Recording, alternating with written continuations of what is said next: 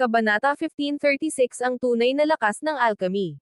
Si Yumo Master ay isang nilalang na kinatatakutan maging ng mga pinakamalalakas.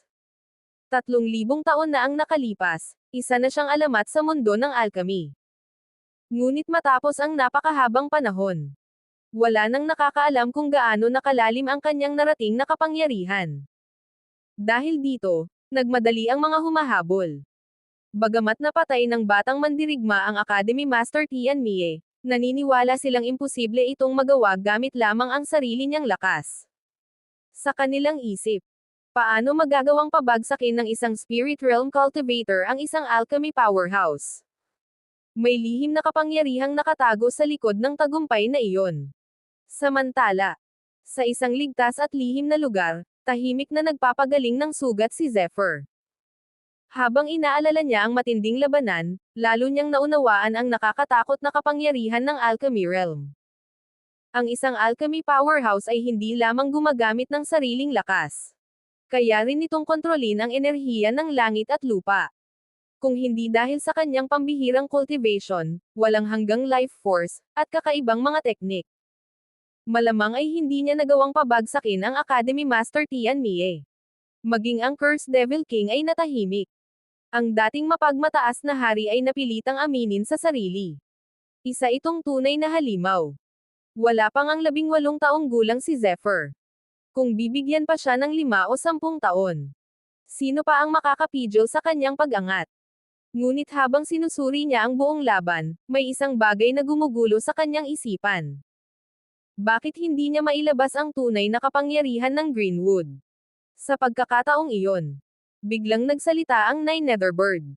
Dahil masyadong magulo ang landas ng cultivation na tinatahak mo. Napatigil si Zephyr. Ano ang ibig sabihin ng mga salitang iyon? May malaking kahinaan ba ang cultivation ni Zephyr na hindi pa niya nalalaman? Ano ang lihim na ipapaliwanag ng Nine Netherbird? At ito na kaya ang susi upang mailabas ang tunay na kapangyarihan ng Greenwood. Abangan ang susunod na kabanata. Ang isang rebelasyong maaaring magpabago sa kapalaran ni Zephyr ay malapit ng mabunyag. Kabanata 1537 Ang simula ng tunay na pagbabago. Unti-unting napaisip si Zephyr matapos marinig ang sinabi ng Nine Netherbird. May naunawaan siya. Ngunit hindi pa niya lubos na maabot ang pinakadawa nito. Dahan-daang nagpaliwanag ang Nine Netherbird. Lahat ng cultivation techniques na taglay mo ay pambihira. Ang sinaunang Draconic Way, ang Soul Technique, at ang iba mo pang kakayahan ay sapat upang gawing pinakamakapangyarihan ang sinumang ordinaryong cultivator. Ngunit ikaw, napakarami mong natutunang kapangyarihan. Malalakas silang lahat, pero hindi pa sila tunay na nagiging iisa. Sa mga salitang iyon, parang tinamaan ng kidlat ang isip ni Zephyr. Bigla niyang napagtanto ang pinakamalaking kahinaan ng kanyang cultivation. Marami siyang natutunang kapangyarihan. Ngunit wala pa siyang iisang landas na tunay na nagbubuklod sa lahat ng ito. Ang Greenwood Ancestral Bloodline, ang kapangyarihan ng kidlat, at ang lakas ng Dragon Scales ay pawang nakatuon sa pisikal na pag-atake. Samantala, ang Soul Technique, mga Eye Technique, at iba pang mystical powers ay nakatuon naman sa kaluluwa. Sa wakas, nagsimulang lumino ang lahat sa kanyang isipan. Sa di kalayuan, tahimik na pinagmamasdan siya ng Cursed Devil King. Hindi nito maitago ang pagkabigla. Napakabagsik ng batang ito. Isang simpleng paalala lamang ang ibinigay ng Nine Netherbird, ngunit agad niyang naunawaan ang tunay na kahulugan. Kahit ang Cursed Devil King ay napilitang aminin. Hindi magtatapos sa Alchemy Realm ang landas ni Zephyr. Ngunit malamig namang tugon ng Nine Netherbird. Kung mamamatay siya ngayon, mawawala ka rin. Nagkaroon ng tensyon sa pagitan ng dalawang sinaunang nilalang. Habang sila'y nagtatalo, walang kamalay-malay si Zephyr. Buong puso niyang inilubog ang sarili sa kanyang pagninilay. At sa mismong sandaling iyon, may kakaibang pangitain ang unti-unting nabuo sa kanyang likuran. Lumitaw ang mga sinaunang anino ng makapangyarihang mga nilalang. Tahimik silang nakaupo sa matataas na trono habang hawak ang naglalakihang espada. Nakapikit ang kanilang mga mata. Ngunit ang kanilang mga aura ay sapat upang manginig ang kalawakan. Kasabay nito, Sumiklab ang gininto ang kidlat. At mula sa kailaliman ng kanyang katawan, unti-unting lumitaw ang anino ng puno ng walang hanggan. Ang walang katapusang enerhiya ng buhay ay bumalot sa buong paligid. Parang isang sinaunang Diyos na muling nagising matapos ang napakahabang panahon. Ngunit, ano ang tunay na ibig sabihin ng paglitaw ng mga sinaunang aninong ito? Nabubuo na ba ni Zephyr ang sarili niyang natatanging landas ng cultivation? Ano ang lihim na kapangyarihang nakatago sa puno ng walang hanggan? At ito na kaya ang simula ng isang transformation na magpapayanag sa buong mundo ng martial arts. Abangan ang susunod na kabanata. Ang tunay na ebolusyon ni Zephyr. Magsisimula na. Kabanata 1538 ang pagkagising ng ikalimang antas. Habang patuloy na nagmumuni-muni si Zephyr, mas lalo niyang naramdaman ang pagbabago sa loob ng kanyang katawan. Unti-unting nagsanib ang kapangyarihan ng Greenwood Ancestral Bloodline, ang lakas ng Dragon Scales, at ang kanyang espiritual na enerhiya. Isang dambuhalang anino ng dragon ang lumitaw. Paikot-ikot itong lumilipad sa himpapawid, na tila unti-unting nagiging isang tunay na dragon na kayang suwayan ang mismong langit. Kasabay nito, lumitaw ang napakaraming sinaunang ron. Isa-isang nagsanib ang mga ito hanggang sa mabuo ang isang napakagandang bilog ng liwanag. Mistula itong isang bagong silang na sansinukob. Unti-unting nagkaisa ang lahat ng kapangyarihang nasa loob ni Zephyr. At pagkatapos ng 3 araw ng walang tigil na pagninilay, boom! Isang napakalakas na aura ang sumabog mula sa loob ng kuweba. Sa lawak ng 12-dosenang milya. Lahat ng mababanggas na halimaw, ibon, at mababang uri ng nilalang ay sabay-sabay na nagpatira pa. Para bang may isang tunay na hari ang isinilang. Dahan-daang iminulat ni Zephyr ang kanyang mga mata. Ang kanyang buong katawan ay tila nililok mula sa pinakamalinis na jade. Ang kanyang kaluluwa ay mas dalisay kaysa dati. At sa wakas, nakalusot siya sa spirit realm. Ikalimang antas. Agad niyang naramdaman ang napakalaking pagbabago. Hindi lamang lumakas ang kanyang enerhiya. Mas naging perpekto rin ang kanyang kontrol sa primordial energy. Bawat galaw niya ngayon ay sinusuportahan ng napakalawak na enerhiya ng langit at lupa. Kung dati ay kailangan niyang paghirapan ang laban sa kapwa spirit realm expert, ngayon, kayang-kaya na niya silang tapusin sa loob lamang ng ilang sandali. Ngunit hindi siya naging kampante.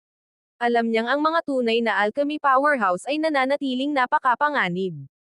Naalala pa rin niya kung gaano kahirap ang naging laban-laban kay Academy Master Tian Mie. Kung hindi dahil sa puno ng walang hanggan na patuloy na nagbibigay sa kanya ng walang humpay na life force, maaaring hindi siya ang nakaligtas sa laban na iyon. Gayunpaman, isang bahagyang ngiti ang sumilay sa labi ni Zephyr. Kung muli akong makaharap ng isang alchemy powerhouse, hindi na ako magiging katulad ng dati. Ngunit, hindi lamang ang kanyang cultivation ang nagbago. May isa pang kapangyarihang tahimik na nagising sa loob ng kanyang katawan. Isang kapangyarihang maaari pang mas nakakatakot kaysa sa pag-abot niya sa Spirit Realm Level 5. Ano ang bagong kakayahang nagising sa loob ni Zephyr? Sapat na ba ang kanyang bagong lakas upang tapatan ang mga alchemy powerhouse?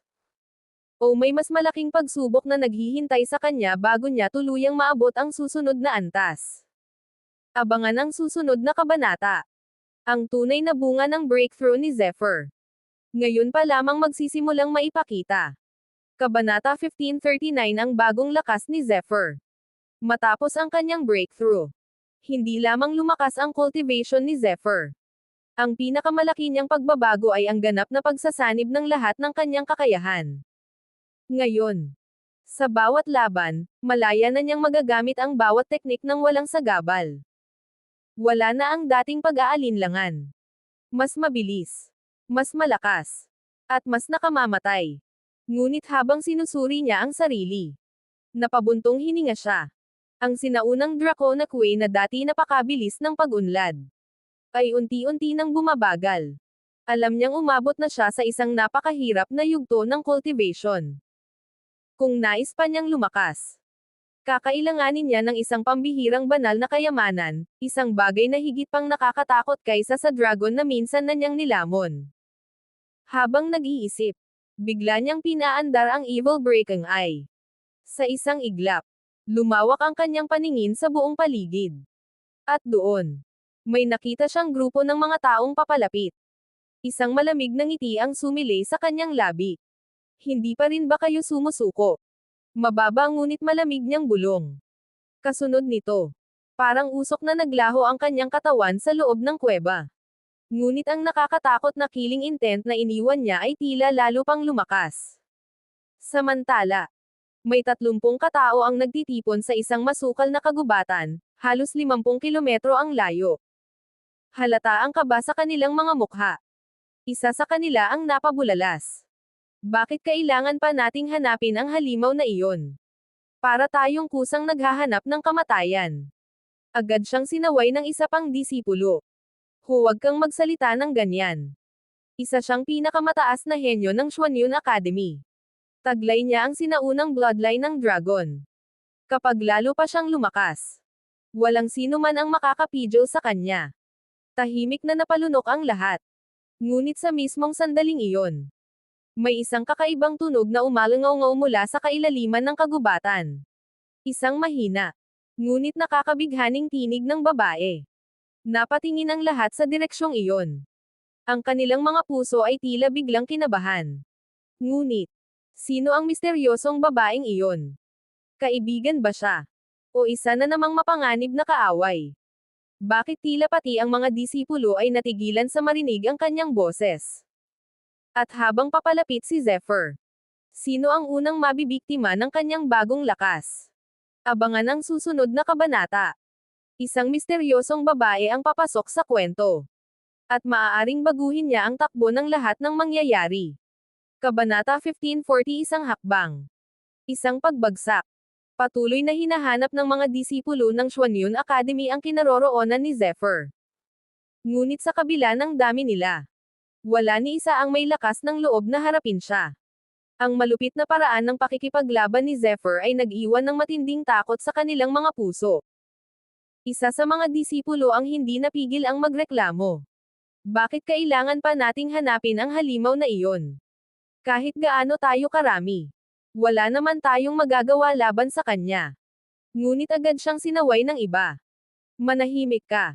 Narito si Huang Xinghe. Ilang sandali ang lumipas. Tumigil ang kakaibang ingay mula sa kailaliman ng kagubatan. Mula roon, dahan-daang lumabas ang isang lalaki at isang babae. Kapansin-pansin ang mayabang na ngiti ng binata. Matipuno ang kanyang katawan at bawat hakbang ay puno ng awtoridad. Siya nga ang ipinagmamalaking henyo ng Xuanyun Academy. Huang Xinghe. Sa kanyang pagdating, lahat ng disipulo ay yumuko sa paggalang. Ngunit biglang bumagsak ang tingin ni Huang Xinghe sa disipulong nagreklamo kanina. Ano? Hindi ka ba kontento sa akin? Sa isang iglap, sumabog ang kanyang nakakatakot na aura. Namutla ang mukha ng disipulo sa matinding takot. Agad namang nagsalita ang kanyang kasamahan upang humingi ng paumanhin. Ngunit ngumiti lamang si Huang Xinghe. Isang ngiting puno ng pagmamataas. Si Zephyr. Isa lang siyang tusong basura. Kapag nagpakita siya sa harap ko, tatapakan ko siya sa lupa at ipaparanas ang tunay na desperasyon. Pagkasabi niya ng mga salitang iyon, boom! Biglang yumanig ang buong kagubatan. Mula sa kalangitan, lumitaw ang dambuhalang anino ng isang sinaunang puno. Ang bughaw nitong liwanag ay bumalot sa buong paligid na parang isang napakalaking bundok. Sa loob lamang ng isang iglap, ganap nitong dinurog ang aura ni Huang Xinghe. CRAAACK. Kasabay ng nakakabinging tunog ng nababaling mga buto. Direktang bumagsak si Huang Xinghe sa lupa. Hindi na siya makabangon. Nayanig ang buong grupo. Nanlaki ang kanilang mga mata sa takot. Sino ang gumawa nito? Si Zephyr na ba ang kumilos ng hindi man lang nagpapakita? Anong klaseng kapangyarihan ang kayang dumurog sa isang henyo sa loob lamang ng isang iglap? At paano tutugon si Huang Xinghe matapos ang nakakahiyang pagbagsak na ito? Abangan ang susunod na kabanata. Ang unang sagupaan ni Zephyr at Huang Xinghe. Maaaring magsimula na.